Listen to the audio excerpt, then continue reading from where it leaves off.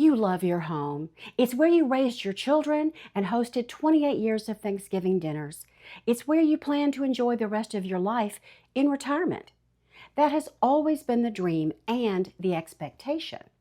Now that time is here and things have changed.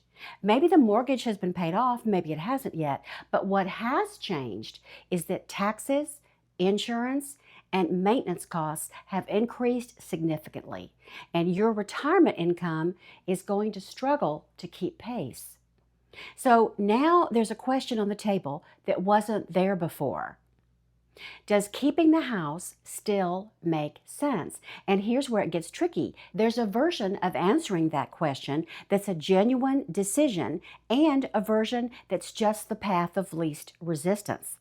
Most people can't tell which one they're in. They keep the house, they feel certain about it, and they never notice that the certainty arrived before the thinking did. And that is exactly how retirements can quietly go off the rails. So today, I'm going to show you how to tell the difference, because keeping your house can still be the smartest move you make in retirement. The grandkids are nearby. For a lot of people, staying put is genuinely the right call. But here's the part that's easy to miss. Loving your house is a wonderful reason to stay. Loving it so much you won't let yourself run the numbers or consider your options? That's not a reason. That's how we talk ourselves into things we regret later. And I should know, I've talked myself into worse. Hi, I'm Elle, and this is Designing Retirement. Let's get into it. Let me start by telling you about a woman I'll call Margaret. Margaret is 65, and she lives in a 3-bedroom ranch in a small town in North Carolina, where she raised 3 kids and where her husband passed away 4 years ago. The mortgage was paid off back in 2019. Her Social Security comes to about $2,100 a month. Her property taxes run $1,000 a year, her insurance another $1,200, her utilities around $250 a month, and she spends maybe $3,000 a year on maintenance. A new water heater one year, a roof patch the next. So let's do the math, because the math is the whole point. All in, her housing costs her somewhere around $9,000 a year, which works out to be about $750 a month against a $2,100 a month Social Security check. That leaves her roughly $1,350 a month for everything else. And if she has any retirement savings to draw on, she's in better shape still. She's not rich, but she's not squeezed either. And that distinction is going to matter a great deal in a few minutes. Now look at the rest of her life. Her sister lives 4 blocks away. The doctor who has known her for 20 years is across town. Her church is around the corner. And her best friend from high school still turns up every Tuesday morning for coffee. If Margaret sold that house and moved somewhere cheaper, she might free up $200,000 in equity. And she would lose every single relationship that has held her upright since the day she buried her husband. For Margaret, keeping the house is the right answer, not because she's emotionally attached to it, although of course she is, but because the math works and the life works. I want you to keep that combination in mind because it is the fundamental criteria for everything we're discussing. The numbers must make sense and the lifestyle must make sense. If you only have one, the entire strategy falls apart. So let me walk you through the conditions that make staying put the strongest call. And I want to be clear up front that this is not a checklist where you need to tick off every box. It's more like a building, one foundation the whole thing rests on, and a few supporting pillars that matter more or less depending on your particular situation. The foundation is financial. The house is paid off or close to it, and the carrying costs sit comfortably inside your income with room to spare. This is Margaret's situation exactly. If the mortgage is gone or nearly gone and your taxes plus insurance plus utilities plus maintenance all fit inside your fixed income with margin left over, then keeping the house can absolutely work. And the word I want you to hold on to here is margin. Because if you're only meeting your housing costs by skipping a medication here and there, eating ramen noodles 4 nights a week, the math is not working. That's the house running your life while you tell yourself everything is fine. And we'll come back to that. If your math clears that bar with real margin, you may not need anything else on this list. Margaret doesn't. But most people's math doesn't clear it quite so cleanly. And that's where the supporting conditions come in. The first support is a community that is genuinely irreplaceable. And notice I did not say a community that is nice or a town where you happen to know your neighbors.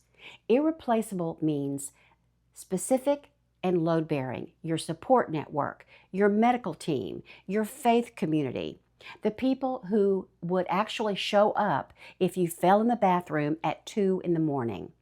Most of us overestimate this, mistaking fondness for our town for a community that we couldn't rebuild. So here's the honest test. Could you name 10 people who would drop everything for you? And could you name them without straining to fill out the list? If the names come easily, that's a real reason to stay. If you find yourself reaching, then the community is more idea than reality. And one of the strongest arguments for staying just quietly walked out of the room. The second support is a real income lever, one you could actually pull. Maybe you could rent the basement, or you've got a skill that turns into part-time work you'd genuinely enjoy. Or there's an ADU, an accessory dwelling unit, in the backyard that could provide you with extra income if you rented it out. But the condition isn't, could I theoretically squeeze income out of this house? It's, is there a specific lever I would actually reach for that I wouldn't come to resent and that would truly close the financial gap? Because if your plan is, well, I suppose I could rent out a room, and the very thought of a stranger down the hall makes you want to lie down in a dark room, in all honesty, that isn't a lever you would choose to pull. That's a fantasy you're using to keep the conversation from ending. And the third support is timing, a financial gap that's small and closing rather than wide and growing. For example, if your housing costs run, say, $200 a month past your income, but you've got a pension starting next year or the last few payments of a mortgage to clear off, then staying can still make sense because the squeeze is temporary and you can see the far side of it. But if the gap is $1,200 a month and the only direction it's headed is wider as taxes and insurance climb and your income stays flat, then staying isn't a strategy anymore. That's an iceberg. And I think you know which ship you are on in that metaphor. I know that's a hard thing to hear. I'm saying it anyway because hearing it is precisely why you are here. Okay, now for the part no one especially wants to sit through, but it's the most useful 5 minutes in this whole video. So stay with me. I'm going to walk through the 5 things people tell themselves that sound like genuine reasons to stay in their homes in retirement, but are really emotional avoidance, masquerading as strategy.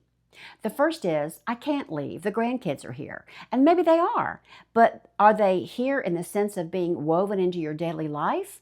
Or do they turn up twice a year for the holidays and FaceTime you on the occasional Sunday? Because if it's the latter, the grandkids aren't a financial condition. They're a feeling, and a real and important one, but a feeling all the same. You can carry that exact feeling into a smaller, cheaper house a few miles away, or a different state entirely.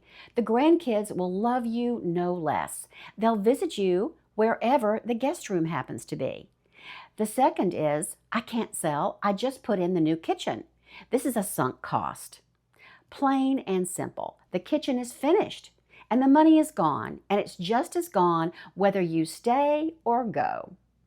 The kitchen does not become more yours the longer you stand in it.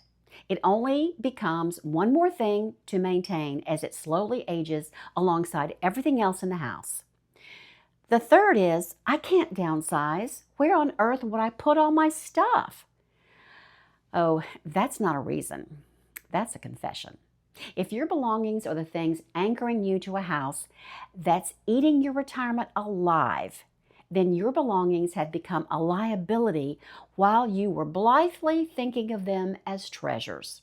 And now the work of deciding what to keep, what to hand down to your children, and what to let go of isn't optional. And most importantly, it isn't a valid reason to stay. It's work you'll have to do eventually, no matter what. It will just be on a kinder timeline if you do it now, because the longer you put it off, the more of it your kids will end up doing for you. Ask anyone who has ever cleaned out a parent's house. They'll tell you all about it. The fourth is the hardest and the most emotional, and I want to handle this with care. I can't move. This is where my husband and I built our life. If you've lost a spouse, the house holds them. I understand that. Your heart breaks to even think about leaving. The kitchen where he made the coffee, the chair where she read in the afternoon, the room where the two of you simply sat together.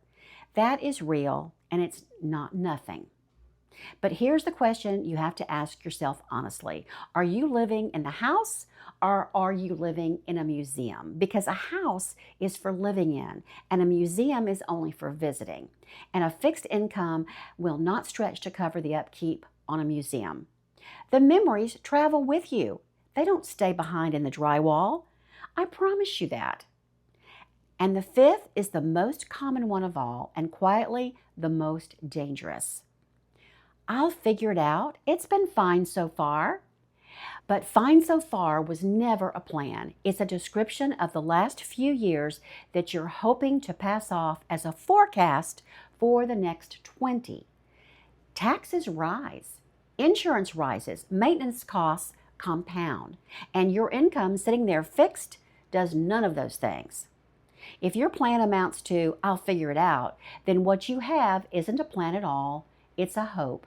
And hope, as much as I respect it, has never once ever been a strategy. So here's the test, the honest version of it. Look at the real reasons, the math that clears the expenses with a healthy margin to spare, the community you couldn't replace, the income lever you'd actually pull if needed, the financial gap that's small and closing.